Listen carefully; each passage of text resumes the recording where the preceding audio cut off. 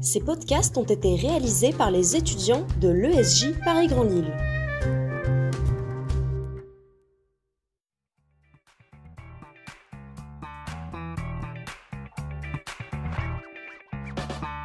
Bonjour et bienvenue dans l'aventure rêvée de Monsieur le Chat, un podcast fictionnel qui parle de sujets de fond à travers les rêves d'un chat.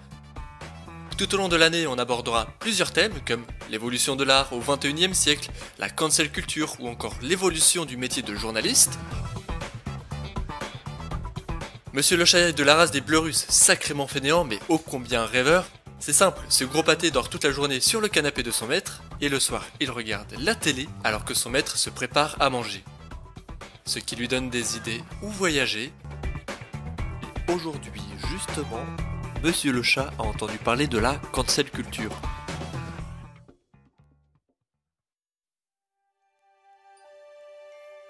Nous le retrouvons à Paris.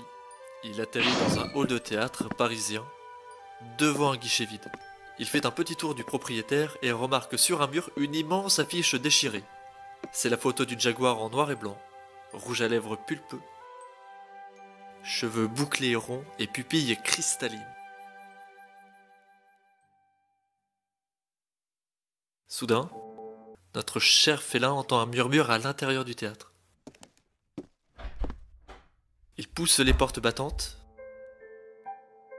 et pénètre dans une pièce immense. Il aperçoit sur la scène un piano et derrière ce piano, une ombre qui joue de la musique. La scène est éclairée par un projecteur. Monsieur le Chat traverse les sièges vides, la décoration prestigieuse et le tapis rouge, et là, il apparaît comme par magie. Devant ses yeux est présente la jaguar de l'affiche.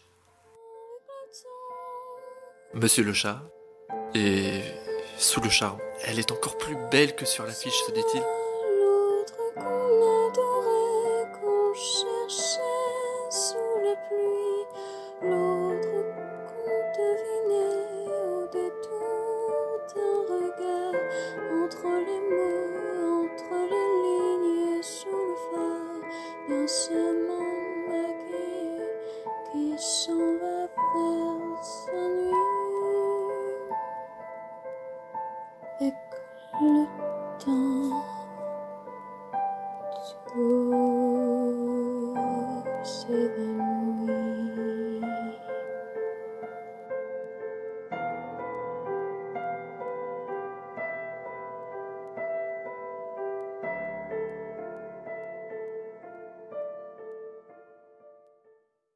Oui, qu'est-ce qu'il vous faut? Qui ça? Moi? Bah oui, qui voulez-vous que ce soit d'autre? Écoutez, je suis arrivé ici par hasard, et j'aimerais justement comprendre ce que c'est que la cancel culture, parce que du coup j'ai vu une émission par rapport à ça. Il paraît que ça peut avoir des conséquences terribles. Ça vous suffit pas comme ça, comme conséquence? Regardez, ce concert a été annulé et toutes les représentations sont déprogrammées et on a des gens de la troupe qui sont même au chômage à cause de ça. Ah ça, je croyais que c'était le Covid. Eh non, c'est une autre maladie! Limite bien pire! De ce que j'ai entendu, ça viendrait des États-Unis. Ouais, ça vient des campus américains. Mais le pire, c'est que ça s'est développé en France, ici. Et d'après ce qu'on pourrait croire, ça vient des jeunes qui en sont les vecteurs de ces idées. Comment ça, les jeunes? Oui, les jeunes, et en grande partie de gauche, une gauche qui se dit progressiste, qui œuvrait pour les libertés des minorités. Cette jeunesse est dangereuse, elle appelle au boycott à chaque fois qu'elle se sent offensée, ou qu'elle se sent coupable d'appropriation culturelle. D'approprier quoi? L'appropriation culturelle. Pour faire simple, imagine que demain, je crée ma propre marque de jeans. En tant que créateur, je vais piocher dans des choses qui m'inspirent pour créer. Et je vais aller voir partout, que ce soit en Afrique, en Asie, en Suisse, tout ça. Et à la fin, mes jeans vont reprendre les coupes japonaises sans pour autant utiliser leur savoir-faire. C'est ça l'appropriation culturelle. C'est quand tu t'inspires d'une culture sans qu'il y ait de retombées économiques pour cette dernière.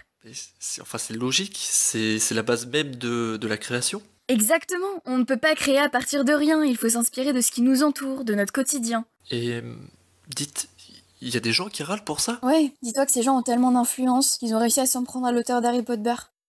Il a même été contraint de faire ses excuses publiques.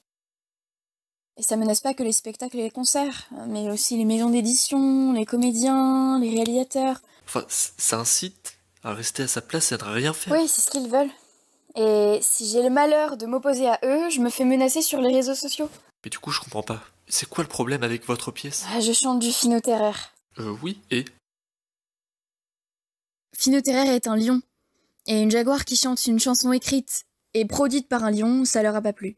Et puis, les canceleurs pensent que, puisque les lions sont une minorité, selon eux, il aurait fallu qu'elle soit interprétée par un lion. Ah, mais on peut faire quoi pour lutter contre ça? Avoir du courage et se montrer plus malin qu'eux, c'est tout ce qu'on peut faire. En tout cas, merci. Mais de rien, mais il faut se battre maintenant. Pour la culture, il faut se battre. C'est vrai, merci.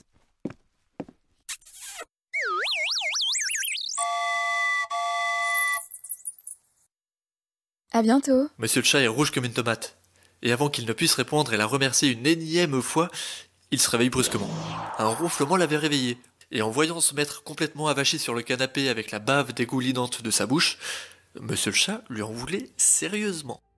Rapidement, il fit sa toilette, mangea un bout et se posa à nouveau sur le canapé. Il alluma la télé avec la télécommande et s'endormit cette fois-ci devant une émission consacrée à la dématérialisation des jeux vidéo.